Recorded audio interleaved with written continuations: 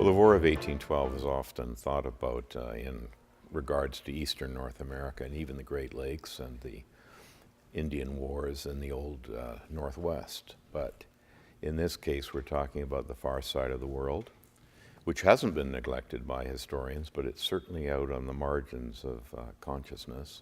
Previously, people were preoccupied with eastern North America and the Great Lakes in the War of 1812, and those are important areas, to say nothing of Halifax and the East Coast.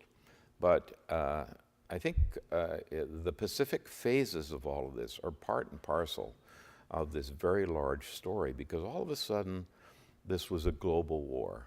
And these great ships could range the far seas. And this was the great thing about the age of sail. They thought nothing of great distances. And they weren't going to run out of coal, and they weren't going to run out of oil. So they could go wherever they wanted as long as they had food and drink. And of course, crews or ship's companies that were amenable to the military law of the sea.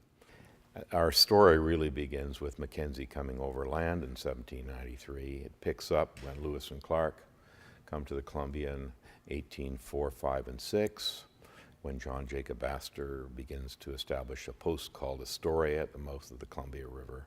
But meanwhile, there's something else going on here. The sea otter trade, which was developed first by Cook after James Cook was here in 1778, and the Nootka Sound rivalry, and then the whaling interests in the South Pacific, all of those are part and parcel of the War of 1812.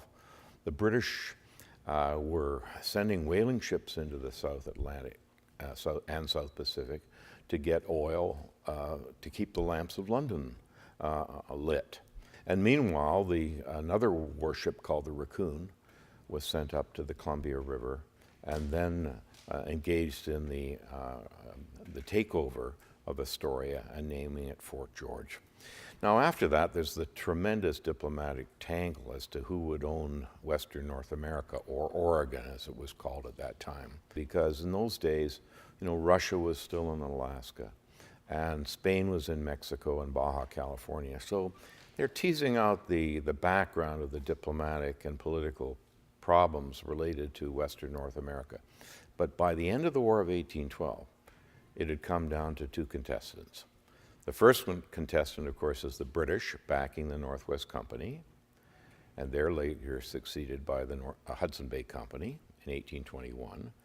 And the other entity that is vying for control of Western North America is the Americans. So the War of 1812 is a very important aspect of this larger story. It's when the stakes are being driven into the ground, when the preliminary claims are being laid down. As far as the Canadians and the British were concerned, they're more interested in trade than they are in dominion, all right? i.e., they wanted the commercial opportunities without the colonial control. And we, from our standpoint now, 200 years later, don't understand that, because we think that the British should have had all the territory. But that was not the way the optics of the age were being seen, or the dynamics of empire were being seen, because the British were very reluctant to extend their colonial territories.